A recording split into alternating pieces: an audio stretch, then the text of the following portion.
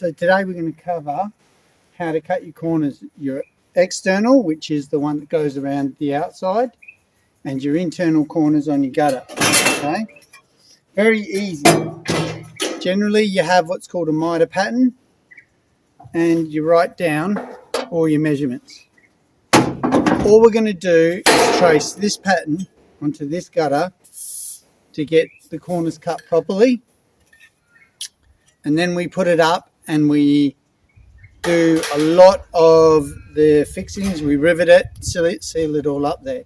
Now I will show you, after I've shown you how to cut these out, how to make these patterns up the easiest ways. Stay tuned for that. So here's our mark, 5310. Now this is slotted gutter. You can see they're in slots.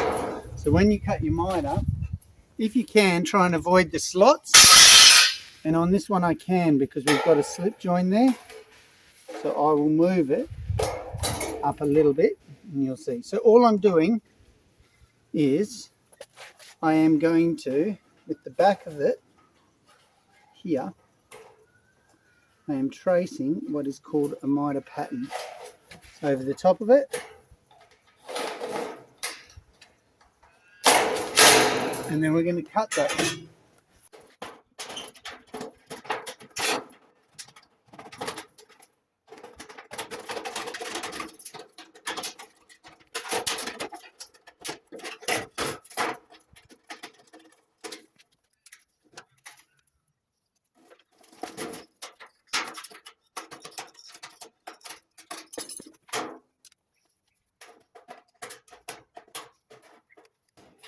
There's one side.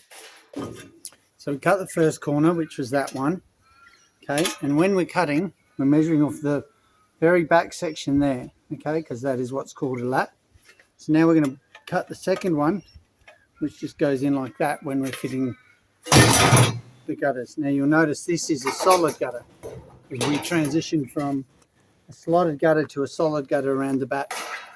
I'll show you how we put that together. So again, it's just a case of the tracing, the mitre pattern,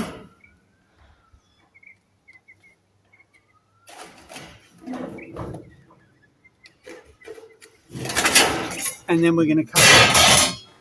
Now if you want to know where you can get these mitre patterns, there's a couple of ways. You can ask a roof plumber, but he probably won't give you one. You can go to the local hardware store and buy the external corners, break them down, or you can cut the corners off the roof that you're doing, and I'll show you I've done that earlier, and then you break those down to make your mitres.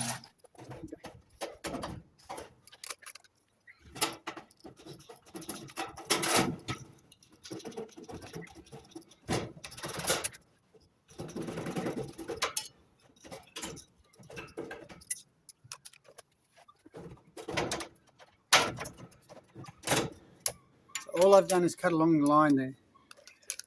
Very simple. So now we've got to get the measurement, which is 4198. When we measure any gutter, we measure along the back section here to get our length. So here's our mark to the back. There's my corner. I'm going to cut. Very easy. I'm just tracing again. Like so, and I'm going to leave a little lap there. Okay.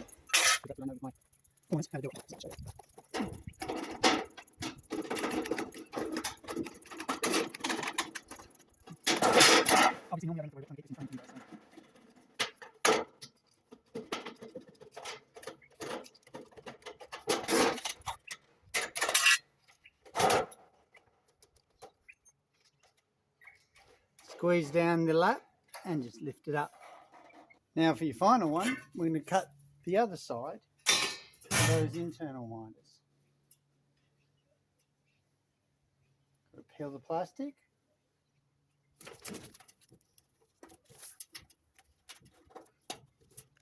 And it's the same again. Trace, measure, trace, cut, and measure. You can see there. And literally, pressing it. And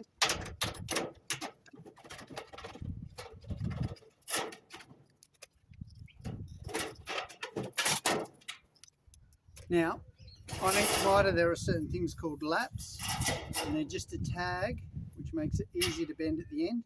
That is what's called a lap, a tag, and I'll just bend that at 90 degrees.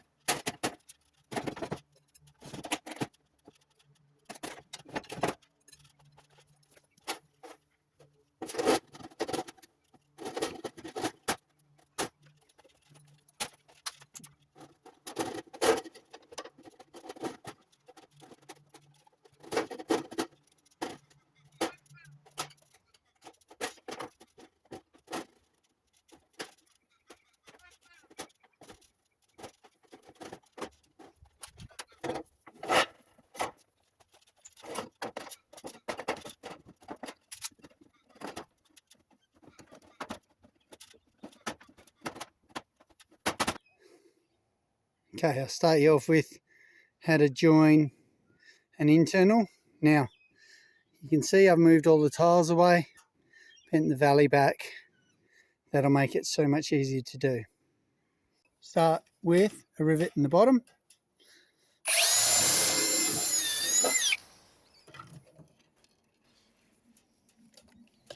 Now, normally you would put this rivet in from the bottom, gives a better look, but we have wood underneath this internal, so we can't do that.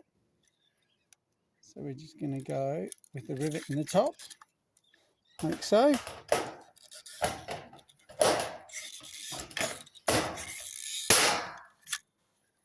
Then I'm going to pull the top nice and tight, and I'm going to put a rivet right here.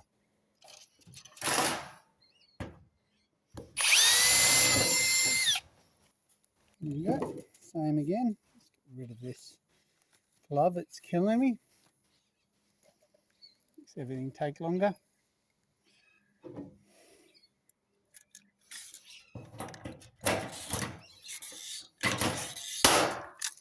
Easy. Okay. Give this a bit of a tap so it's nice and firm. Now, this is what we generally do. You can put a rivet in there if you like, but as you get more and more skilled, you'll get to a point where all you do is this, right? You see your reds, you put a snip with your reds, put a snip with your green, with your greens, that was, and then a snip with your reds. And then you just pull that forward and fold it over. The only reason this looks awkward is actually because the camera's right in the way. So generally I do it with my snips because I pull it forward more, and then you just squeeze it like that. Now that holds all that nice and tight. So now you can see this corner sits inside this corner, which is your nice cuts. Okay, now just going to give it a snip down to there. You can give it a couple snips along if you like, right, as you go up. And that'll just make it bend with it. So grab your hammer, and fortunately you're going to get a bit of shake. You don't have to do that.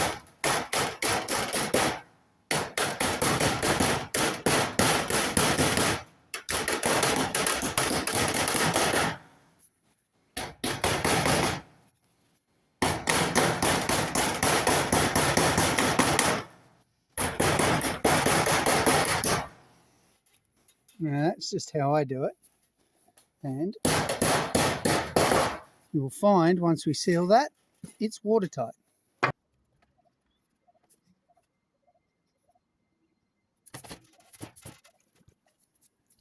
I know that seems weird because it's probably just gone in fast forward, but take your time with the silicone, because if you get that wrong, it leaks.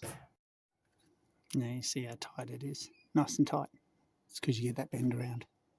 Now for your externals, and if you hear me having a bit of a whinge. It's because we have trees in the way.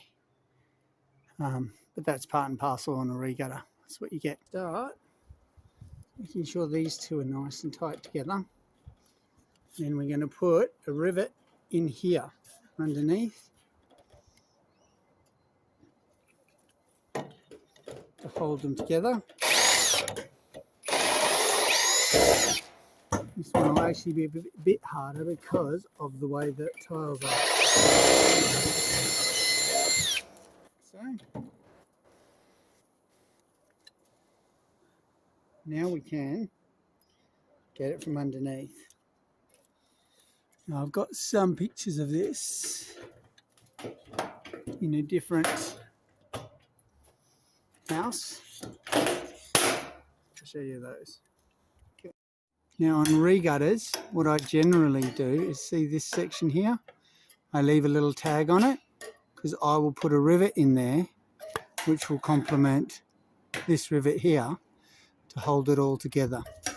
So there you go, you can see that one's done. What I generally do now is make sure the front goes together properly, and I'll squeeze these bits and make sure it just all fits together properly, but I won't rivet it until I seal halfway down the back to here.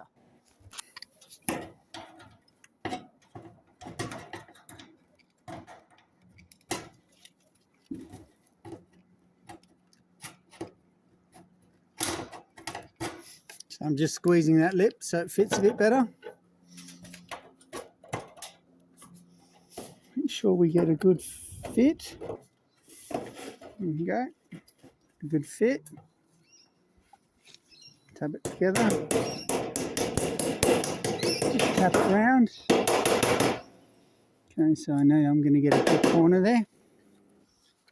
But before I drill that, you can put the hole in it.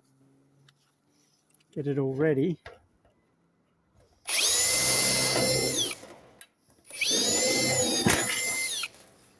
Like so. But I'm going to seal under the tiles first so I can get at it. So you can see what I've done there. I've actually sealed the back. Alright, and all the way down